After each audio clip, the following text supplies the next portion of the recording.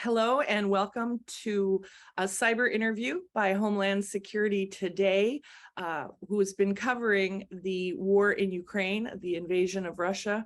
And today we're very, very excited because many of you know that we're hosting our huge Cyber 22 on Monday. And we have an opportunity to talk with the global head of threat analysis at Darktrace.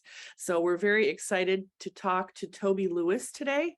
And we're going to talk a little bit about how cyber is being used in Ukraine by the Russians and what he's been seeing. He spent 15 years in the UK's government cybersecurity threats response unit. So he's extremely experienced in kind of watching global activity. He was also the UK's National Cybersecurity Center's Deputy Technical Director for Incident Management. So not only can he see what's coming, but he can respond to it as well. So now he's at Darktrace, and we're very, very excited to talk to him more about what he's seeing in Ukraine. So welcome, Toby. No, thank you very much. And yeah, hopefully this will be a good session. Thank you. Excellent. Yes. So first off, we received the notice about Darktrace's work in this area. What can you tell us about what's happening in cyber in Ukraine? And I think if I go back to the very start of the invasion, I think a lot of commentators were really worried that there would be this heralding of a new cyber world war, that we'd see this prolific use of kind of indiscriminate kind of cyber weapons that would impact people in Ukraine as well as the rest of Europe and NATO. And I think in reality, in many cases, we were reminiscing back to NotPetya in 2017, because actually what we've really seen is much more targeted surgical operations by the Russian state using wipers, so effectively ransomware, but you can't pay the ransom, to encrypt systems, to take systems offline, as a way of complementing a traditional kinetic military action, as a way of some sort of strategic enabler. And I think what we've seen over the last sort of few months or so is this continuous role of these wiper attacks, and they've started to sort of fade away a little bit. And I think at the same time, we've also seen this rise in hacktivist activity. So almost individuals doing it for the national cause rather than because they've been told to by the Kremlin or by anyone else. And that's added a whole new dimension to cyber warfare, because we've got to recognize that that's largely undirected. It's unplanned for. It's really hard to kind of expect where it's going to be coming from next and to predict the next stages. And so that's added, again, a certain angle to this that we hadn't previously seen. And I think as we're now entering the stage of warfare at the moment, where I think we can probably say that with the mobilization taking place in Russia at the moment, they are on this last ditch attempt, if you will, we're almost sort of starting to think about, well, are we going to start to see a change in tactics that would see Russian cyber activity go back to the days of indiscriminate attacks that will just spread far and wide in an attempt to really just have any form of effect on the battlefield, to win over hearts and minds, to have a sort of a propaganda-based victory, rather than necessarily one that would give a long-lasting success for the Russian state. So yeah, it's certainly been an interesting few months and has really changed the cyber threat landscape, I think, globally across a number of different areas. Sorry, Christina, you're on mute, I'm afraid. Thank you. Thank you for that. We were a little bit prepared for that. If you look at how terrorists are behaving around the world, you've seen a more distributed approach.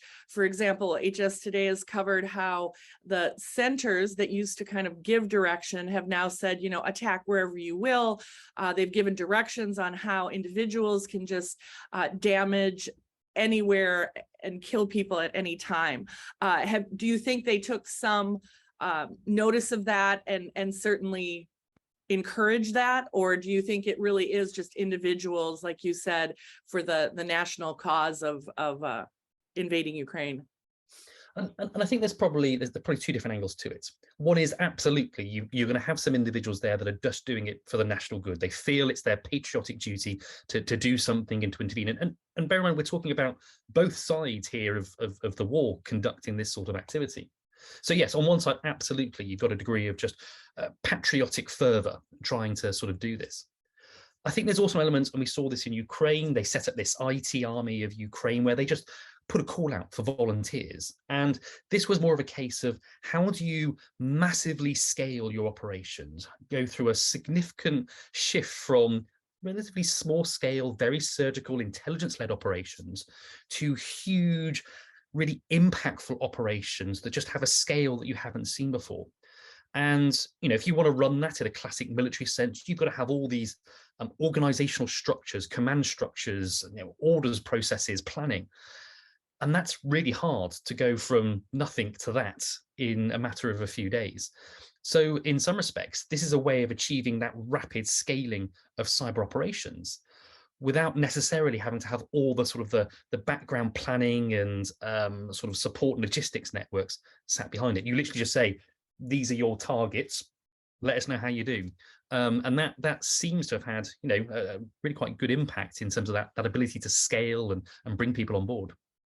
So you saw, of course, that there was sabotage of a gas pipeline, the Russian gas pipeline, and no one's necessarily claimed responsibility for it, but analysts are saying it was a combination of drones and some cyber and some little bit of this and a little bit of that. Can you comment on that, or do you see that as more of a broader strategy? We do know the Russians have been mapping critical infrastructure under the sea. Well, we've been talking about it since at least 2017. So they were doing it publicly, talking about it, but they've certainly been tracking that since before then.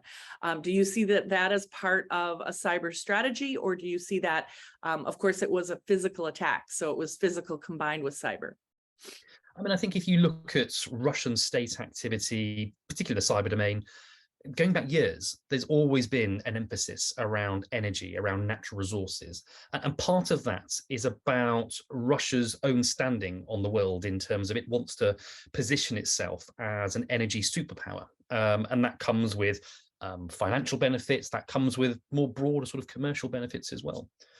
And so, you know, to see then the idea of energy sanctions coming through at the start of the invasion, we've got European nations that are literally just saying, we don't want your gas anymore, we don't want your oil anymore. And that's starting to become more of a diplomatic tool. We can see that fundamentally for Russia, energy is a really important component in terms of how they leverage statecraft with near abroad regional neighbors.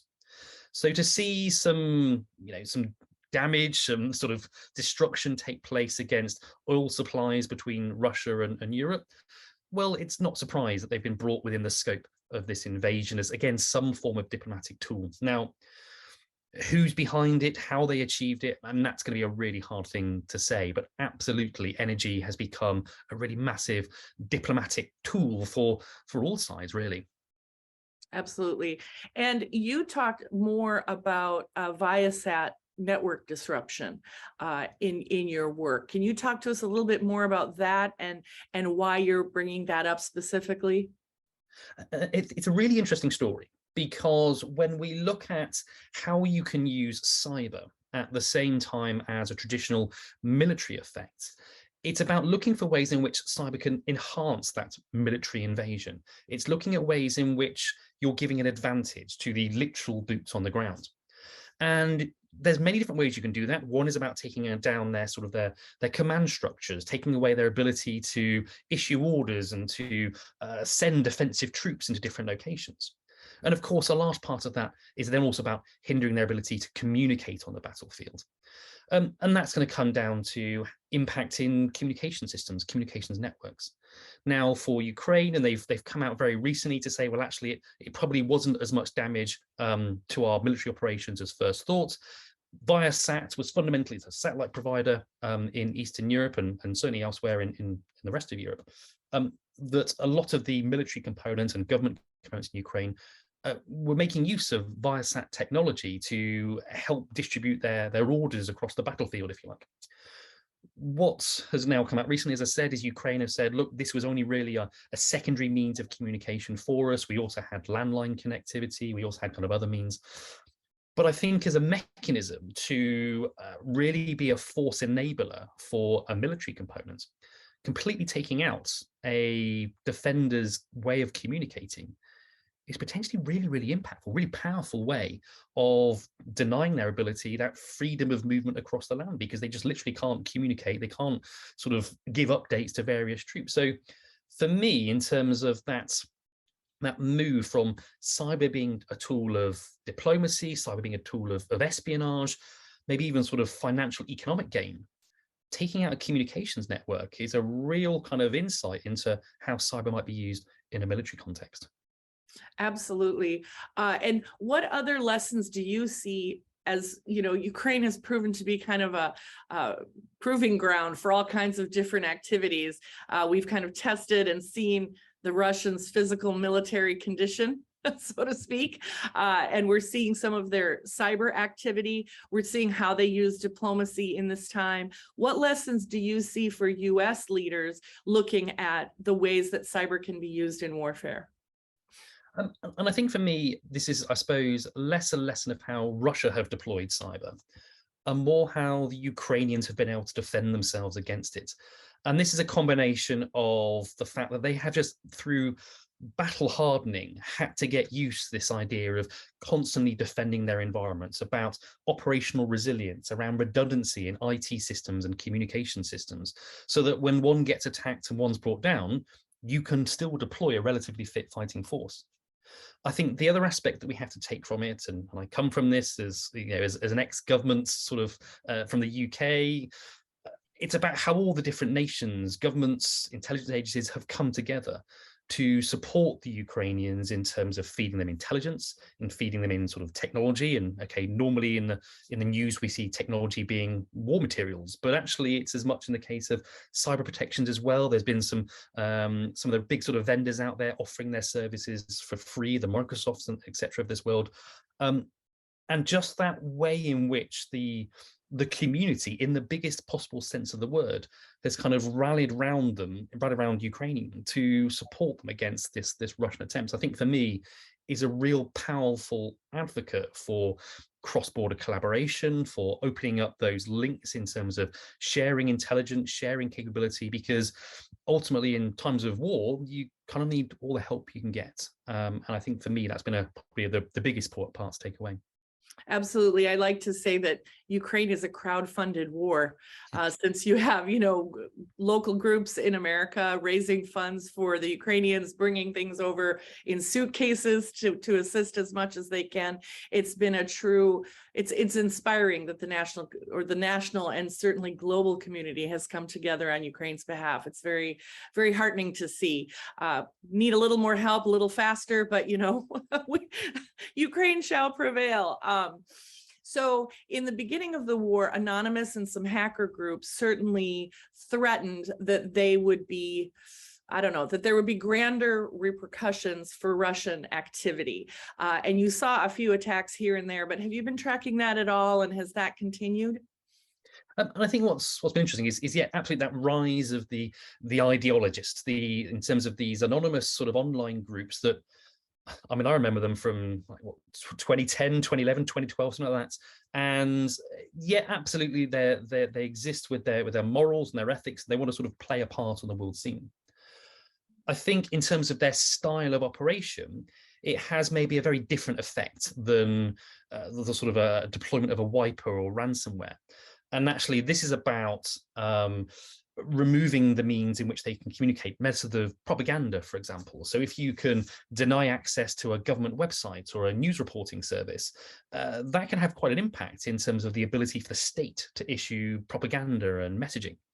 So whilst they may have thought that actually, this is us sort of giving it to them and sort of hopefully they'll think twice, the knock-on effect is that ability to hamper the means of distributing propaganda, for example. And I think, as we look around, and certainly from a Darktrace perspective, when we look at what we've seen, one of the examples was where we started to see from some of our own customers, some of their own employees trying to engage in some of this online activity to target the Russian state. Now, okay, it was relatively small and very early in the first part of the war, but just this idea that individuals from all over the world were willing to take part and sort of put themselves forward, say, I'm going to sort of try and have a go and see if I can help out Ukraine here. But as I said, generally speaking, when you start talking about the methodology, we're talking about things like denial of service attacks or mass data leaks of information.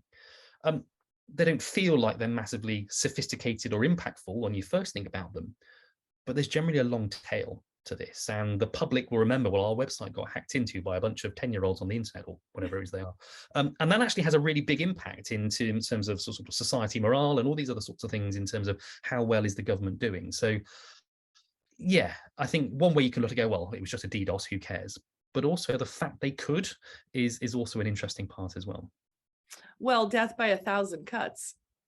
One on its own is not a big deal, but if you have all kinds of banks and Russians not having access to their money, all kinds of things like that, which is what Anonymous was doing in the beginning, I mean, that's more than an annoyance.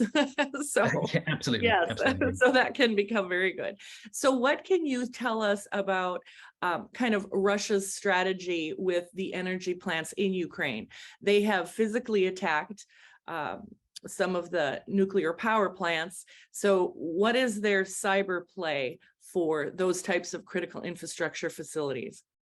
And I think when you look at energy, it's a sort of it's a commodity, a resource that states need to function, that they need to run. And that's all about things like the communication side of things, going back to what I mentioned earlier with ViaSat, as well as it is sort of functions of government and even into sort of social care and health and hospitals and everything else. So actually, by denying energy to a nation, a state, that's a force multiplier across so many different industries and organizations. I mean, if you take out, I don't know, a factory, you're only really impacting that factory. But if you take out a power plant, well, it's the factories that are fed from it, it's the hospitals that are fed from it, it's the communications, the broadcast TV, you name it.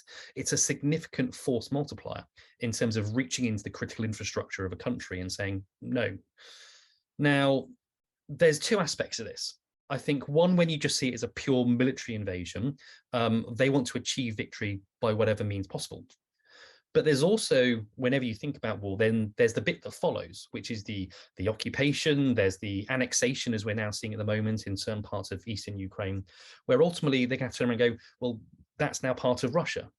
And if it's now part of Russia, they have to have means of giving energy, giving water, giving sort of other sort of supplies. So there's always a question when it comes to attacks against the energy sector, which is it a complete destruction of energy, or is it just a temporary denial? Because at some point, they're going to want that power station back up online because, well, they own it, or they think they do. And they're going to want to use that energy supply to support the local population.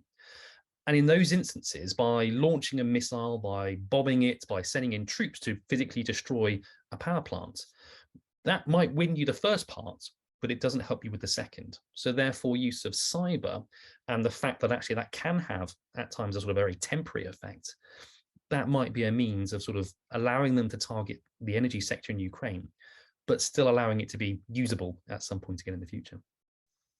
Well, they've certainly done that in the past, so it wouldn't be a surprise to see that in the future. So another question for you, and this is kind of, I think could be really, really informative. And that is, we have talked about, the convergence of physical and IT security for a long, long time. I think it's been 20 years. We're still talking about it. In the US, you see more and more products that are Internet of Things and attached to the internet. How do you see that unfolding in Ukraine? Do they have as much connectivity with physical and IT? And where do you see that emerging in this conflict? And I think the challenge is when we start to look at IoT and OT, we're looking at organizations that are going through a series of digitization. They're trying to move traditional factory floors, traditional kind of setups into a modern internet connected kind of arena where they can achieve, in theory, much greater scales of control and therefore much greater return on investment in terms of how those setups work. Now, in terms of kind of Ukraine's kind of progress in terms of that, probably I can't really comment on. But actually, when you start to target those sorts of systems, if a factory floor has already moved over to being full-blown OT or even with elements of OT, again, by conducting cyber operations in that arena, you're starting to deny that ability to manufacture things, to produce things. And again, that all has then a military effect on the other end as well. So absolutely, when you've got an organization, when you've got an industry that is making increasing use of digitization, cyber is now opened up as an option for an attacker to deny you access to that resource. Absolutely. So you have been very gracious with your time today. So I'd love to part with just kind of your assessment or your advice for those trying to protect their systems. And that would be a great way to also, here in the US, we start the National Cybersecurity Awareness Month. So October is cybersecurity awareness. So if you have last kind of pointers that you could give us on protecting our systems, or how you can see better defense of systems. And I think from my perspective, I think that there is a lot to be achieved by just raising the baseline, bringing up that baseline standard of security across all organizations, because that raises the bar for the attackers. And in some cases, actually excludes some attackers from having the capability to target you. So raising that baseline is really, really important. I think the second aspect that goes with that is just recognizing, and this is the one thing that we have learned because of this invasion, is that it's really hard to predict what the next threat is going to be, how the next threat is going to manifest itself. And we've got potentially somebody in the Kremlin who is, not disposed to just doing something a little bit kind of out of the playbook in some respects and do something we weren't expecting. So having that ability to be able to react to something you weren't predicting is also going to be a really important factor. Excellent. Well, that sounds like every cyber person's day, every single day. So that's great advice. Well, we want to thank you for spending some time with Homeland Security today, and also to thank you for your work, because you're obviously, you've done a lot of work on behalf of the people of the UK, but your contributions to this conversation are critical. So we appreciate that very much and hope to talk with you again, and certainly invite you to contribute to Homeland Security Today whenever you feel it would be good. So thank you very, very much. No, thank you for having me.